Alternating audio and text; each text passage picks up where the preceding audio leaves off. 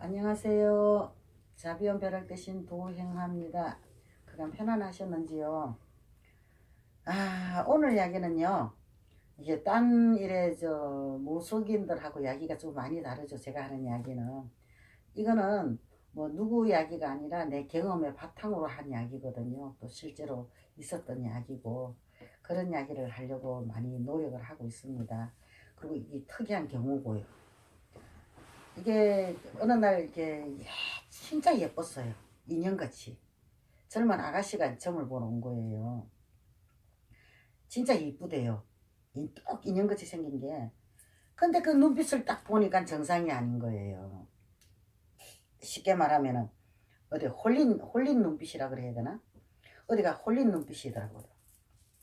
그래서 그 아가씨를 갖다가 이렇게 홀린 듯한 눈빛을 보고 그것을 자기가 왜 저 눈빛이 저렇게밖에 안 될까 하고 이제 가만히 쳐다봤죠. 쳐다봤더니 야, 기가 차가 있는 거예요. 그 아가씨 주변에는 뭐 영가들이 바글바글 한 거예요. 쉽게 말하면은 이 아가씨 주변에 영가가 아주 막 집합체가 되어 있다고 보면 돼요. 빙의가 돼가지고. 그러니까 아가씨가 정상적인 사고방식을 눈빛을 갖다가 보여줄 수가 없는 상황이죠. 참 어이가 없대요. 어떻게 해서 저렇게 이쁜 아가씨가 저렇게 됐을까 하고 쳐다봤는데 거기다가 신기까지 꽉 차가 있는 거예요. 신기까지 꽉 차가 있는데 신기가 차다 보니까는 그 귀신들이 더 접할 수가 쉬웠겠죠. 쉽게 말하면은 이 아가씨 몸 자체가 귀신집이라고 보시면 되거든요. 야, 나이가 어린데 아무리 봐도 귀신을 많이 부터 본다 해도 저런 걸 갖다가 어떻게 그거를 갖다가 저렇게 빙의가 될 수 있을까 하고 이야기를 했어요. 그러다가 이제 아가씨가 사는 거 이야기 저 이야기 하다 보니까 지도 울고 나도 울고 이런 이야기를 하다 보니까 할머니하고 남동생 하나하고 셋이 산대요. 엄마하고 아버지는 이혼을 해가 아버지는 객지 나가서 일을 하고 엄마는 딴 데 가서 살고 어디서 사는지는 모르겠지만 살고 할머니가 방 안에서 똥오줌 받아내면서 겨우 앉아있는 것밖에 할 수가 없는 그런 할머니를 노모를 모시고 이제 이 손녀 되는 거죠. 손녀하고 이제 손자하고 사는데 그래가 하도 이 아가씨가 불쌍해가 이 아가씨를 한번 살려보려고 어떻게든 이 아가씨를 한번 좀 도와주고 싶어가지고 이제 내가 그 말을 했어요. 내가 어떻게 하면 니한테 도움이 되겠냐고 물어봤더니 그 아가씨와 자기 할머니가 올 수 있으면 내가 와서 자기를 좀 만나줬으면 좋겠다 그러더래요. 그래서 알았다고 가겠다고. 그래서 그때 금방 갔죠. 걔 집으로. 우리 집에서 얼마 되지 않는 곳에 있었거든요. 그래 갔더니 진짜 아니야 다를까 할머니가 조그마한 할머니가 이게 벽에 기대가지고 앉아있는 우리 젊은 사람처럼 발은 못 앉고 벽에 기대가 비스듬하게 반 기대가 앉아있는 거 반은 누워있는 거고 그 상태로 이제 이게 지내시는 할머니더라고요. 근데 눈빛 하나만큼은 살아있었다. 근데 이 할머니가 가서 보니까 옛날에 제대로 신을 받고 불렸던 게 아니라 그냥 불려 먹었어요. 먹고 살기 위해서.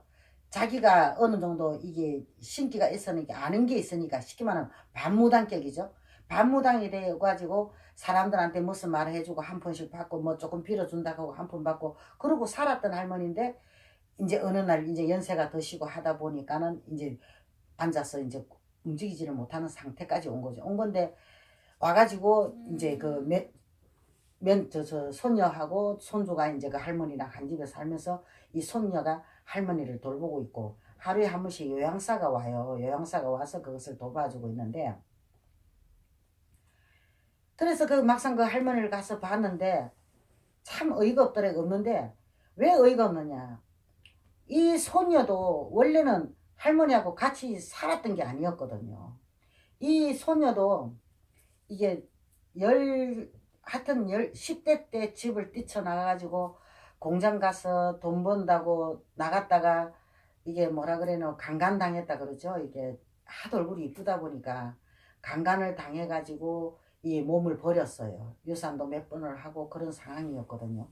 그런데다가 할머니까지 이 지경인데 막상 가서 보니까 할머니가 얘를 귀신 들리게 만드는 거예요. 어떻게 하냐. 요양사가 잠깐은 왔다 가는데요. 내가 있을 때 요양사가 왔거든요. 왔는데 요양사가 와가 할머니 뭐 이리 좀 이렇게 해주고 하니까 아 오늘 손님이 그냥 가도 된다고 가라고 해놓고는 손녀 보고 시키는 거예요. 소금 가서 뿌리고 뭐가 어떡하고 누가 따라왔다 누가 붙어왔다 그러니까 소금 갖다 뿌리고 뭐 쫓아내야 되고 후쳐내야 되고 막 그래야 된다 하니까 또 손녀는 그 말 듣고 소금 들고 온 집안을 돌아다니면서 나쁜 거 쫓고 귀신 쫓고 한다고 막 휘두르고 다니는 거예요. 야 진짜 살다 봐도 그런 집 처음 봤거든요. 그러니까 원인은 할머니한테 있다고 제가 가서 봤을 때 늘 그런 식으로 소녀한테 세뇌를 시키고 있는 거예요. 당신이 제대로 불려 먹지 못했고 불리지도 못했던 그런 것을 갖다가 이 소녀한테 입력을 시키고 있는 거죠. 이 제대로 된 귀신을 보는 것도 아니고 그냥 느낌만으로 생각 쉽게 말하면 자꾸 있다 하다 보면 진짜 있는 걸로 보이잖아요. 그죠? 이제 그런 식이 된 거예요. 누가 잠깐만 왔다 가면 소금 뿌리고 다 해야 되는 거죠. 그러니까 문제가 많은 집이 될 수밖에 없었고 그 아가씨가 눈빛이 정상이 될 수가 없었던 거죠. 그래서 사는 게 그렇답니까? 국가에서 준 주공 아파트 있는데 이 할머니가 죽으면은 그 아파트를 비워줘야 된대요. 비워주면은 이 손주나 이 손녀나 쫓겨나가야 될 판이거든요. 그런데 내가 볼 때는 할머니가 길어야 그렇게 오래 가지를 못하겠더라고요. 이미 저승문이 열려가지고. 그런데 그게 마지막 힘이라 그러죠. 그 손녀를 잡고 이제 그러고 당신의 그것을 갖다가 이게 뭐라 그러노? 이게 뭐 신기 아닌 신기로 잡기를 갖다가 불러들라가 늘 잡기 치내는 걸로 손녀한테 그걸 갖다가 세뇌를 시키고 있었던 거예요. 그래서 내가 그랬어요. 그 할머니하고 있는데 그러지 마시라고. 이러면 안 된다고. 그래서 설명을 해가지고 내가 그랬어요. 어차피 얘는 신을 받아야 할 애다. 신을 받아야 할 애 같으면 돈도 없고 아무것도 없고 그러니까 내가 좋은 남자를 하나 소개해 주겠다. 좋은 남자를 하나 소개해가지고 그 남자한테 솔직하게 이야기를 다 해서 신고 타는 돈부터 결혼식 하는 비용까지 다 그 남자한테 대라 해가지고 이 애를 갖다가 살리는 방법을 내가 해볼 테니까는 한번 해볼 거냐고 물었어요. 물었더니 아 그래만 주면 너무 고맙고 좋지 않느냐고. 계집애도 그 말이 혹 가나 봐요. 신고도 해준다 그러지 결혼도 그 남자 그거 해가 해준다 그러지. 그러니까 그렇게 하더라고요. 그래서 한 이틀 있다가 그 남자애를 갖다가 둘이 만나게 해줬어요. 내가 실제로요. 만나게 해줬는데 둘이 좋아가지고 손잡고 뭐 백화점에 가서 뭐 심하고 옷도 사주고 그렇게 했대요. 사실은 그 이야기를 했거든요. 걔는 신의 까무리가 돼가지고 지금 네 눈에는 정상으로 안 보일 때도 있을 거다. 그건 네가 이해를 하고 네가 이쁘고 마음에 들면은 그 애한테 네가 거기 다 해줄 수 있냐는 게 해주겠다 그러더라고요. 그래가지고 이제 둘이를 붙여놨죠. 불어나가 하루 데이트 했을 거예요. 한 몇 시간 서너 시간 했는데 벌써 그 서너 시간 동안 백화점에다가 옷까지 사 입혀가지고 뭐 심해가 그 애를 집에까지 데려다 주고 왔다 그러더라고요. 그런데 그날 밤중에 이제 일어났어요. 밤중에 걔를 데려다 주고 뭐 심하는 이제 집으로 갔잖아요. 갔는데 밤중에 전화가 온 거예요. 저한테 전화가 왔는데 날 보고 사기꾼이라는 거죠. 난 돈 받으니까 아무것도 없는데도 날 보고 왜 사기꾼이냐. 게 손녀가 이 남자한테 혹 빠졌던가 봐요. 빠져가지고 이제 나 할머니나 그 시집 가가 신 받았고 신을 받는 게 우선이라 그랬거든요. 신을 받고 난 뒤에 결혼식을 하는 걸로 했기 때문에 신 받거나 그 남자하고 결혼할 거라고 이야기를 했나 봐요. 했더니 할머니가 노발대발이 난 거죠. 그 사기꾼들이라고. 사기꾼들이니까 하면 안 된다고. 할머니가 이제 손녀다 대고 그러는 거예요. 그리고 너 그 남자가 만나고 오는 바람에 귀신들이 몇 명이 붙어 왔으니까 빨리 소금 들고 나가서 막걸리 한 병 사가 와가지고 막 치내라고 할머니가 막 앉아가지고 막 고래고래 소리 지르고 난리가 났던가 봐요. 그러니까 그래 놓고는 저 손녀를 해가 나한테다가 전화하라고 해가지고 나한테다가 전화가 온 거예요. 밤쯤에 나는 진짜 한 방 뒤딱 맞은 거죠. 와가지고 날 보고 이 사기꾼아 어디다가 우리 손녀 홀려가지고 그렇게 하느냐고 할머니가 그렇게 해요. 나한테 그랬어요. 내가 하는 말이 그랬어요. 할머니 갈 때 다 됐잖아요. 갈 때 다 됐으면 그냥 가. 손녀 좀 살게. 왜 뻑하면 귀신 불러다가 손녀한테 붙여놓고 손녀 보고 귀신 떼내라 그러고 아 저거 뭐가 따라 들어왔다 저거 어떻게 하라 그러고 뭐 하는 거냐고 지금. 할머니 욕심이잖아 그거. 손녀가 시집가고 어디 가면 할머니 저 똥오줌 받아내는 거 손녀가 안 해줄까봐 겁이 나가 그러는 거잖아. 그냥 놔줘. 손녀 가게. 매스레 베린빵 똥치라고 살면서 왜 그러냐고. 저도 소리 지르면서 뭐라 그랬죠. 그랬더니 전화를 팍 끊더라고요. 끊던데. 그러고 난 뒤에 이제 그 다음날 돼가지고 내가 갔어요. 그 집에. 심해를 총각을 데리고 갔어요. 너 같이 나 좀 가자고.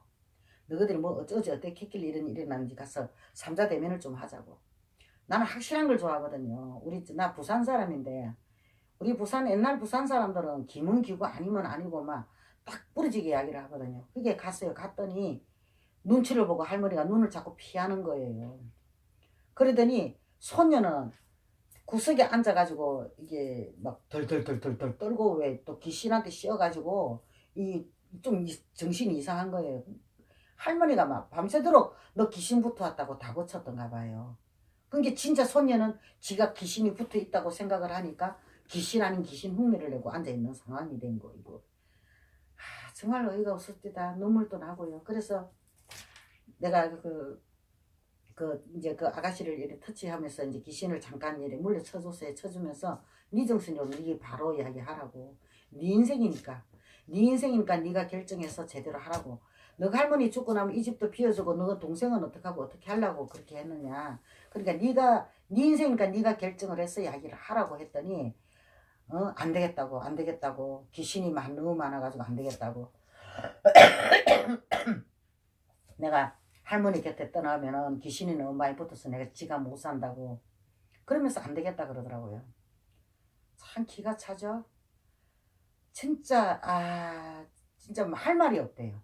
그 할머니 와 진짜 나도 나이가 먹었지만 살다 보니까 참 별일 다 있다. 진짜 별일이 다 있더라고요. 그 손녀 안 놓치려고 온갖 짓을 다 하고 할머니가 방 안에 앉아가지고 앉아서 똥오줌 다 싸지 기저귀 안 차려가지고 다 싸는 그런 사람이 그 손녀 인생을 갖다가 그렇게 망치고 있었던 거예요.